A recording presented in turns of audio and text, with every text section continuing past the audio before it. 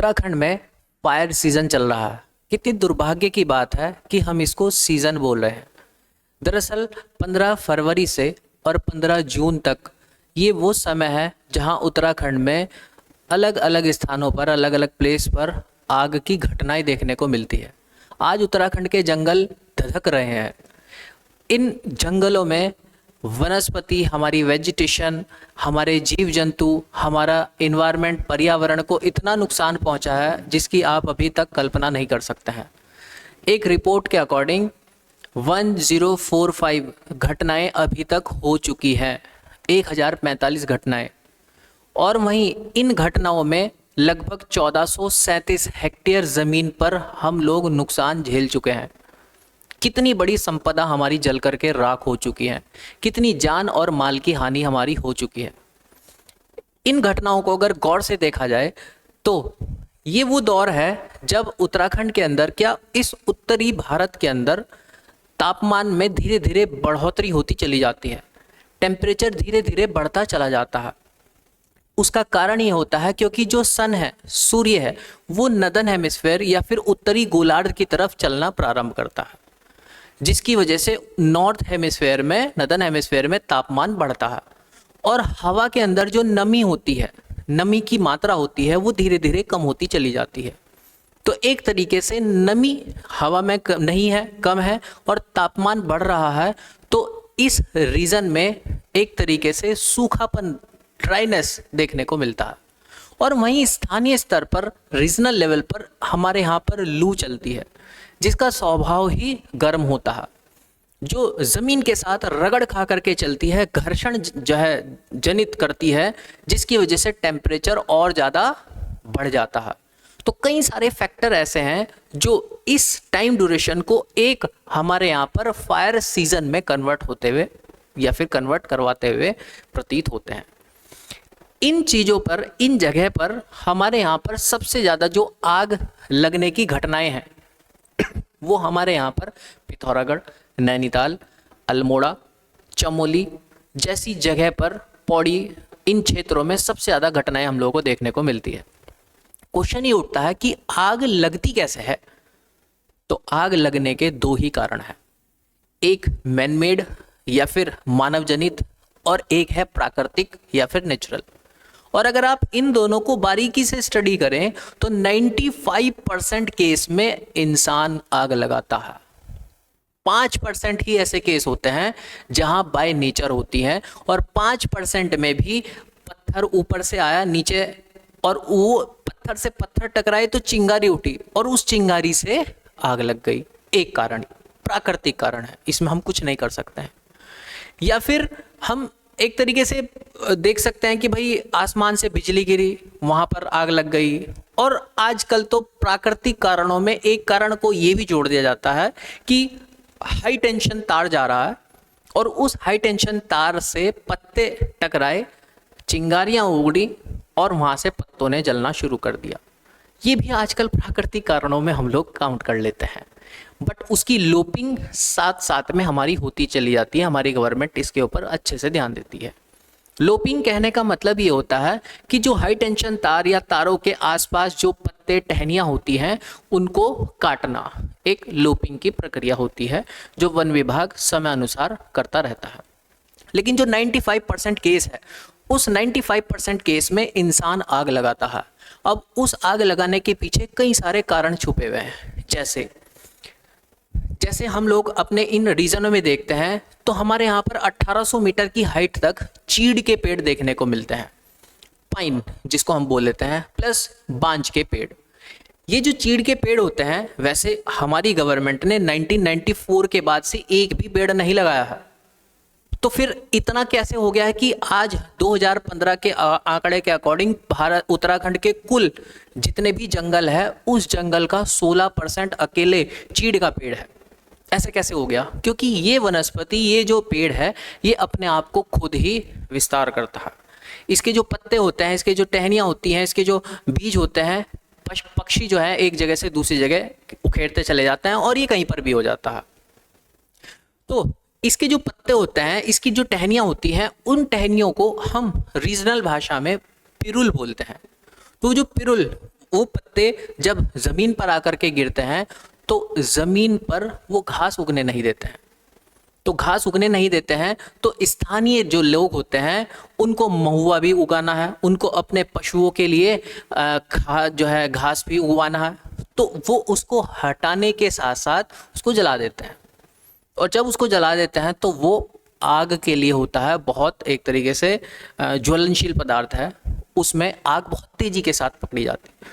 तो वो एक कारणों में ये कारण आ जाता है।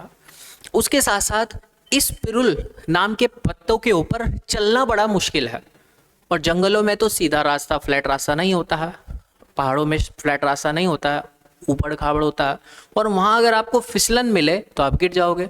तो जिसकी वजह से रास्ता साफ करने के लिए भी इसको जला दिया जाता है कई बारी। और कई बारी किसान अपने जो निजी खेत हैं उन निजी खेतों में भी उनको साफ करने के लिए आग लगा देते हैं, जिसकी वजह से आग वहाँ तक पहुँच जाती। कई बारी लोग बीड़ी और सिगरेट पी करके बिना बुझाए उसको डाल देते हैं, या माचिस बिना जो है बुझाए डाल देते हैं, तो वो भी आग का एक कारण बन जाती है। और कई बारी तो लोग वन विभाग के अधिकारियों से या सरकार से द्वेष की भावना रख करके भी आग लगा देते हैं। कई बारी मनोरंजन में आग लगा देते हैं। इस तरीके की घटनाएं हमारे यहाँ उत्तराखंड में कई सारी देखने को मिली है।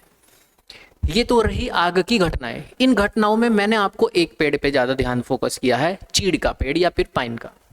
इसके साथ साथ बुरांज भी कहीं ना कहीं इसमें सेम ऐसे ही रोल अदा करता है। इस चीड़ के पेड़ को सरकार अब क्यों नहीं हटा सकती है? हटा रही है, लेकिन प्रक्रिया अलग है। सरकार को भी इससे रेवेन्यू अच्छा खासा आता है, क्योंकि इससे निकलता है लीसा, जो एक पेड़ में लगभग 32 घाव करके निकलता है, और इस लीसा से, इस लिक्विड से सरकार को बेच करके मिलता है पैसा, रेवेन्यू। जो काम आता है लीसा ब्यूटी प्रोडक्ट्स बनाने में, चारकोल बनाने में, जैसे कई सारे सेक्टर में इसका काम किया जाता है। तो सरकार का रेवेन्यू का एक ये साधन भी है। बट सरकार कह रही है कि हम धीरे धीरे इस चीज़ को रिप्लेस करेंगे। बट अभी करंट में इसके लिए क्या किया जाए? तो अभी हमारी गवर्नमेंट ने एक पॉलिसी भी लॉन्च की है। पॉलिसी का नाम है पिरुल लाओ पैसा पाओ। गवर्नमेंट ने बोला है कि जंगल से भाई आप पिरुल के पत्तों को लेकर के आओ, 50 रुपए किलो हम आपसे लेंगे, और आपको सिर्फ और सिर्फ जंगल से साफ करके लाना। अब गवर्नमेंट क्या करेगी? गवर्नमेंट उसको पहुंचा देगी अलग अलग जगह पर। जैसे गत्ता फैक्ट्री वाले के पास पहुंचा दिया, वो गत्ता बना रहे हैं उसका। जैसे हम खाद बनाने के लिए उसका यूज़ कर रहे हैं, जैसे उसमें से ईंधन निकालने के लिए या फिर छोटा सा उसमें ऑयल निकालने के लिए यूज़ किया जा रहा है। तो जैसे कई सेक्टरों में इसका यूज़ किया जा सकता है, जो रॉ मटेरियल के तरीके से काम किया जा सकता है, और लीसा से उससे निकल ही रहा है। तो गवर्नमेंट की भी मंशा ये है कि यार ये पेड़ रहे, क्योंकि रेवेन्यू एक तरीके से अगर देखा जाए, जो हमारे प्राइमरी स्कूल हैं उत्तराखंड के अंदर, उनके जो टीचर्स हैं उनकी सैलरी लीसा से निकल जाती है। ये एक हम लोग आंकड़ा अगर ध्यान से देखें, एजुकेशन कंप्लीट सेक्टर नहीं, सिर्फ और सिर्फ एक छोटे से रीजन में। अब हुआ ये, इस घटना से हमारी जो गवर्नमेंट है, हमारी गवर्नमेंट ने कई सारे एक्शन प्लान भी लिए। जैसे इसके अंदर कई सारी स्टेजेस होती हैं आग लगने की। तो इसमें जो दूसरी स्टेज होती है उसको ही हम बोलते हैं वनाग्नि, जो 6 फुट से ऊपर तक की जो आग की लपटें होती है, वनस्पति को नुकसान पहुंचा देती है, उसी को ही हम बोलते हैं ये वनाग्नि है। नहीं तो उससे नीचे वाली घटना को हम वनाग्नि नहीं बोलते हैं। फिर 6 फुट से ऊपर की वनस्पति को नुकसान जो ना पहुंचाए उसको वन आग्नि नहीं कहा जाता है। ठीक है। अब इसके अंदर हमारे यहाँ पर जब आग लगती है तो वन के अंदर हमारे जो वन है, फॉरेस्ट है, फॉरेस्ट के अंदर अधिकारी जितने हैं उसके अंडर में काम करने वाले फॉरेस्ट गार्ड उतने नहीं हैं जितने हमारे यहाँ होने चाहिए। पहली चीज, फॉरेस्ट गार्ड के अंदर भी हम लोगों ने बाहर से हायर करके फायर वॉचर रखे हुए हैं। 10,000 रुपए के आसपास उनको सैलरी मिल दी जाती है फायर वॉचर। वो भी एक बीट में अप्रॉक्स 4 से 5 होने चाहिए, बट कहीं कहीं देखने को मिलता है कि वो 2 और 5 के बीच में वेरी करते रहते हैं। जो 5 का एक मापदंड है वो भी शायद पूरा हमारे यहाँ पर नहीं है। एक बीट के अंदर, बीट कहने का मतलब क्या था, एक हमारे यहाँ पर सर्किल होता है, सर्किल से डिवीजन होता है, डिवीजन से फिर अनुभाग होता है, अनुभाग से बीट होती है। तो ये एक पूरी चेन बनी हुई है, वो ही एक तरीके से वॉच करते हैं। प्लस उसके साथ साथ जो वन पंचायत है, वन पंचायतों के माध्यम से भी काम लिया जाता है।